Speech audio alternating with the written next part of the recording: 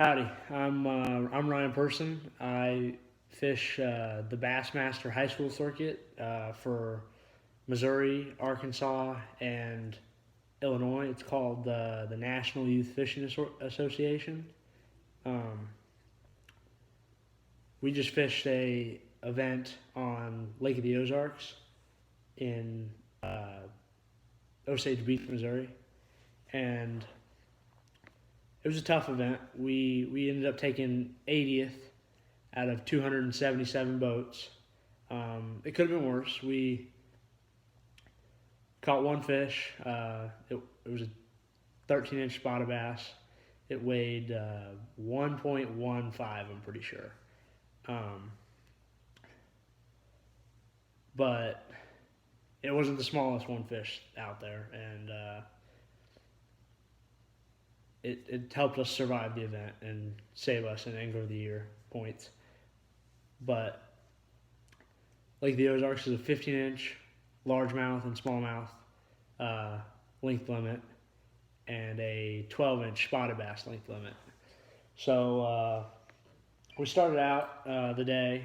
Water temp was anywhere from 45 to 48 degrees throughout the day, depending on the places we were at. Water was kind of muddy. We recently had some flooding in the area, probably a week before the event, so they were running water through the lakes, and there was some runoff, so it was muddy. So we were throwing, we started out throwing the SPRO rock crawler, wiggle wart type bait. We were throwing red craw and PB&J like this one. And we wanted opaque colors to stand out in the water,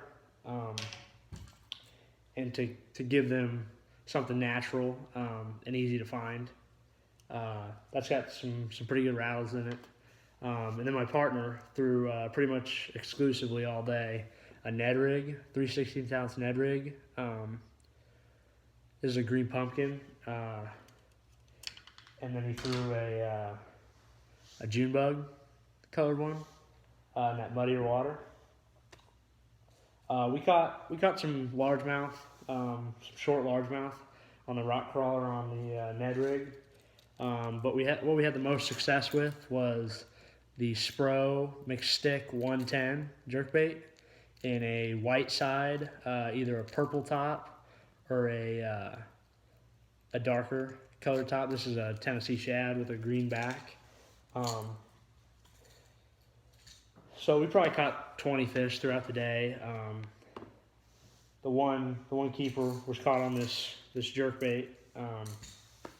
We fished the crankbaits on 45-degree banks, transitions from chunk to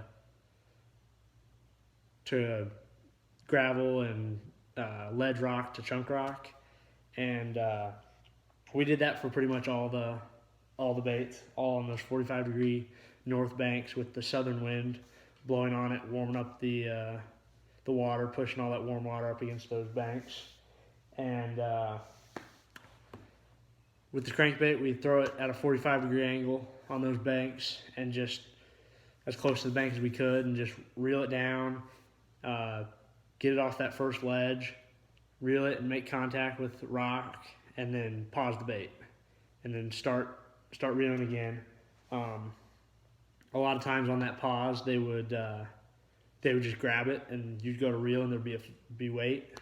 There's a few times where they just came out of nowhere and just hit it head on when you were just straight reeling it. With the Ned rigs, we'd throw it same 45-degree angle, and probably 10 feet off of shore, trying to fish in that 6 to 12-foot range, just fish all the way through that depth range. And you just reel and drag that thing and kind of shake it when you hit a rock, and just keep it there for a couple seconds, and then reel to the next rock that you get stuck on for a second, shake it, and they just pick it up and run off with it. And then with the jerkbaits, with these sticks, we would cast it 3 or 4 feet from the bank at 45-degree angle, and next to boat docks. and we'd twitch it down to depth. That was a 3 to 5 foot running jerkbait. Twitch it down to depth and twitch it once or twice off the rocks. And then once we came off of that ledge and off of the rocks, we'd twitch it again, pause it, and they'd typically hit it on that pause. We let it pause for 15 seconds or so. There were some things that I would have done different. I think we didn't fish the jerkbait long enough and early enough. I think I should have had my partner throwing this jerkbait behind me, and I feel like I should have kept the crankbait, this rock crawler, in my hand a little bit longer than I did. I think that jerkbait was giving us enough bites that eventually we would have caught another keeper. And then the rock crawler, we caught lots of largemouth on it, more largemouth than any of the other baits. So,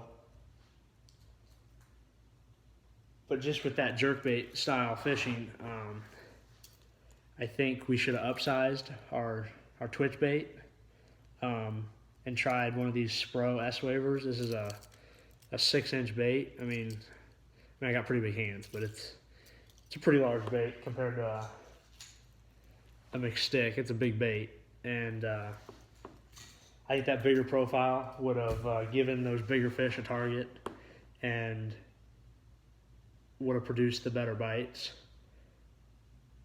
But I learned a lot fishing this event. It wasn't a cakewalk. The winter didn't really have that much weight for this time of year on that lake. Normally, guys are having 20-plus pound sacks in tournaments on Lake of the Ozarks in early spring. The winter had 14 pounds, maybe. So I think we could have done some different things to stay on the fish, stay on keeper fish. But I gotta thank my sponsors. Woo Tungsten, they make some awesome tungsten weights, flipping weights, drop shot weights, and nail weights. And they're at an affordable price. They have some starter packs into certain types of fishing, and I think you should use those as a jump start to get into those types of fishing.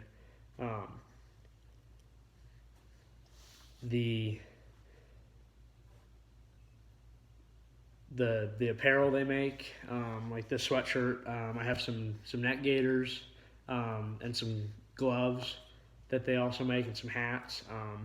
Hats are your normal trucker style hats, and the gloves are the UV gloves. They're cool in the summer, and they keep you from getting sunburnt. And the neck buffs, they're not that like cottony material. They're kind of like an Under Armour material. So they don't get itchy. They feel pretty cool to the touch. They have some pretty BA looking shirts. And then my other sponsor, Cranked Fishing, they make some jigs, finesse jigs and flipping jigs, and their newest bait, their big up and coming bait is the chatterbait. People have seen the Z-Man chatterbaits. The cranked chatterbait is pretty affordable. They come in a few different colors, just to keep it simple. But go ahead and check those people out. They're great people. They make some good products, and they're awesome support. And thanks for watching. Hit that subscribe button and give me some feedback in the comments. I'm just here to help the average tournament angler see it from the same perspective and see what goes through my mind while I'm fishing, and what changes I make and when I make changes.